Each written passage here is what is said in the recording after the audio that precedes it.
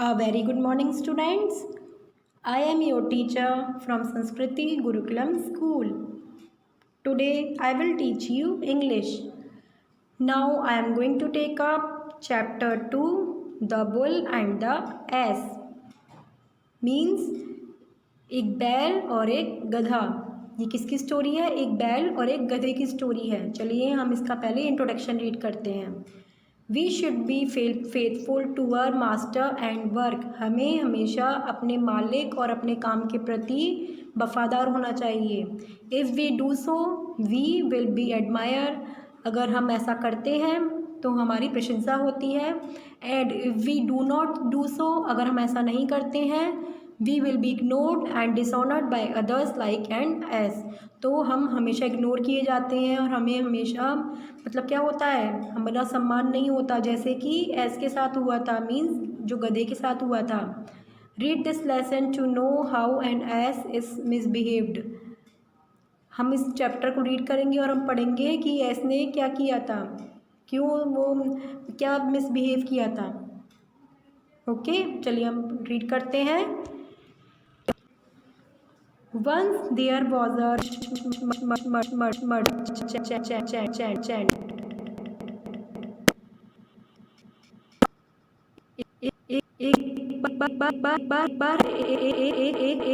एक अमीर व्यापारी था. He had lots of cattle and a good amount of precious metals and gems.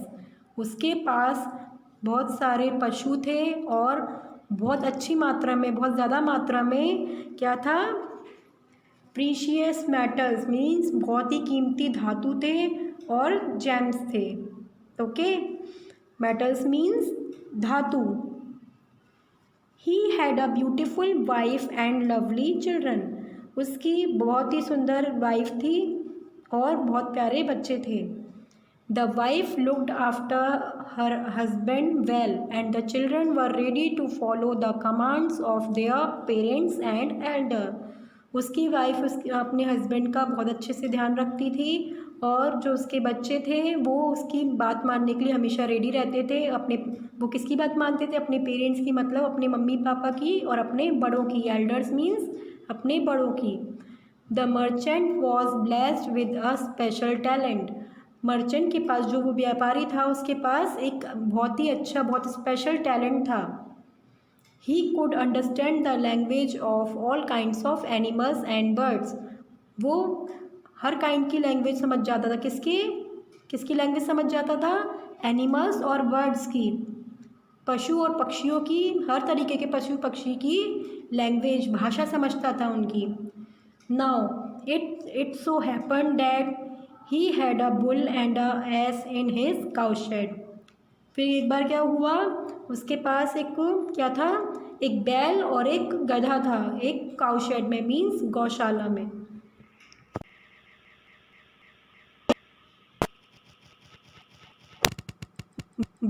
One day,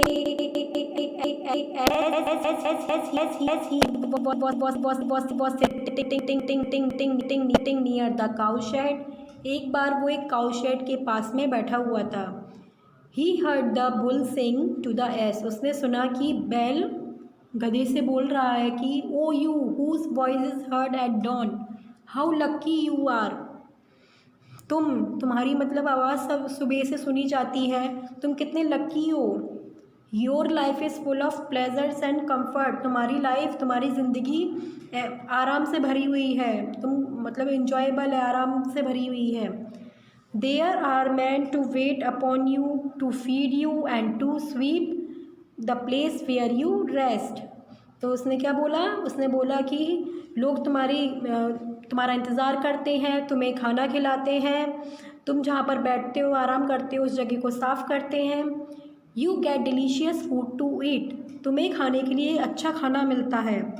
soft barley and pure spring water is your drink. क्या मिलता है? मुलायम जौ मिलता है तुमको खाने के लिए और एकदम शुद्ध वसंत का पानी मिलता है पीने के लिए. ओके,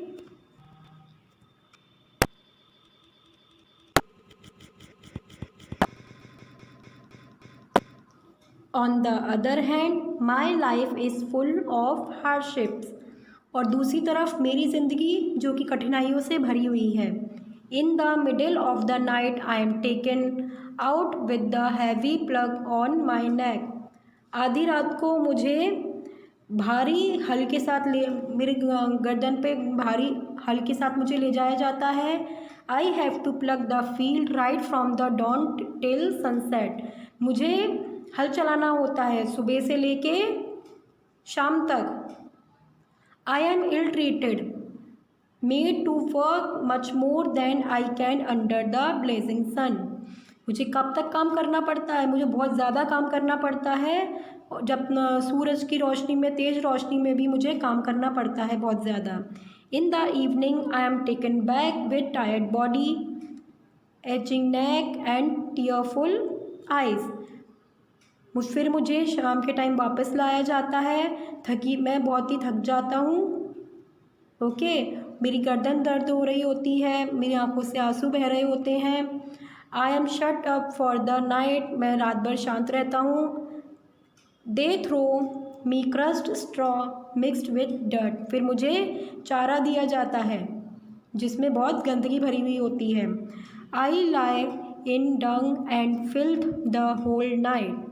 फिर क्या है, मुझे वहाँ पर जो डंग या मीन्स गोबर में ही लेटना होता है, गोबर और गंदगी में ही रात गुजारनी होती है।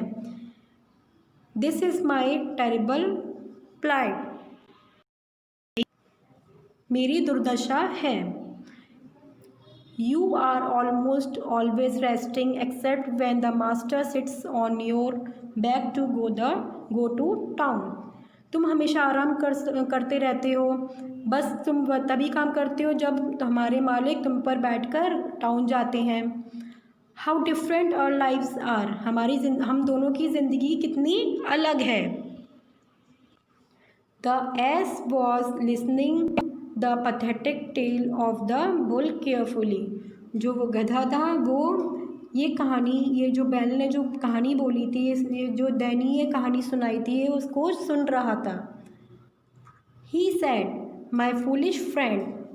उसने कहा, मेरे बेवकूफ़ दोस्त, you are made to work so hard. तुम बने ही ऐसे काम करने के लिए हो। Because you are always willing to work. You are ill fed because you greedily fall on your rotten fodder. Because you are always willing to work, क्योंकि तुम हमेशा काम करना चाहते हो और तुम्हारे साथ ऐसा इसलिए होता है क्योंकि तुम लालच से अपने ही चारे पर गिर जाते हो। Now listen to me. अब तुम मेरी बात सुनो। If you accept my advice you will lead an easier life than mine. अब तुम मेरी बात सुनो और मेरी एडवाइस मानो, फिर तुम्हारी क्या होगी, तुम्हारी लाइफ भी मुझसे अच्छी हो जाएगी। When they take you out to the field and put the yoke on your neck, fall down। अगर वो तुम्हारे पास तुम्हें फील्ड पे ले जाने के लिए, तुम्हें खेत पे ले जाने के लिए आए, तो तुम्हें क्या करना है, put the yoke on your neck, fall down. जो तुम्हारे नेक पे वो योक बांधे। योक क्या होता है, ये होता है असबंध। क्या होता है, असबंध, जो कि गले में बांधा जाता है, तो उसको तुम्हें गिरा देना है। When they bring you home and offer you fodder। और अगर वो तुम्हें घर पे लाएं और तुम्हें चारा दें, तो तुम्हें क्या करना है, only sniff and at it। तो उसको सिर्फ क्या करना है, सिर्फ सूंघना है। sniff means सूंघना। and move back without touching it। और तुमको फिर वापस आना है उसको बिना छुए। in this way pretend to be sick for 2 or 3 days। इस तरीके से तुमको ये दिखाना है कि तुम बहुत बीमार हो 2-3 दिन तक के लिए। And you will have rest from work. तो तुम्हें क्या है, काम से भी आराम मिल जाएगा। The merchant's eyes narrowed after listening to their conversation. उनकी बातचीत सुनकर व्यापारी की आँखें सिकुड़ गईं।